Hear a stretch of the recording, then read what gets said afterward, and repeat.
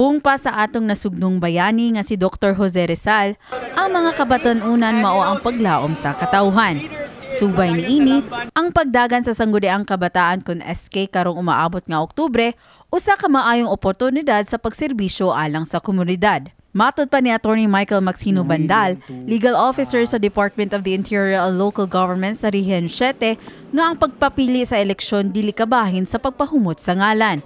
Gipasabot ni Bandal nga ang pagsilbing maayong ehemplo o pagpaseugda og mga mabungahong programa maoy tinuoray nga responsibilidad sa usa ka public servant apil na ang mga SK officials. In doing public service, ang first gid nimong hunahon is not kung makadaog ba ko sa next election. It's not about nga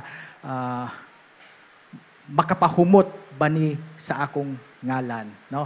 I think what is important for not only for SK but for all mga public officials is not what can they do for me, it's actually what you can do for your constituents. Sige good, first sa imong mind good is unsaon nimo para maayo ang imong public service. No, you should stop thinking kung unsay benefit ang makuha nimo by running for public office rather. Dugang pa niya nga adunay programa ug mga training nga gipasiugdahan sa Department of the Interior and Local Government nga makatabang sa mga bag-ong mapili sa pag-umol o pagduso sa mga mahinungdanong ordinansa o resolusyon. As a matter of fact, Magani, I understand nga if there are certain barangays nga mga advice no sa DILG, and if they want training, the DILG can always provide them with the proper training.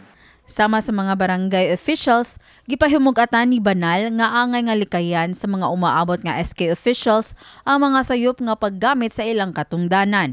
Sa pagkakaroon, padayon pa sa pagduso sa ilang mga Certificates of Candidacy, COC, ang mga aspiring SK candidates hangtod na sa Setyembre 2, 2023. Kini si Mary Francis Lynn Kaayon, alang sa MyTV, Cebu.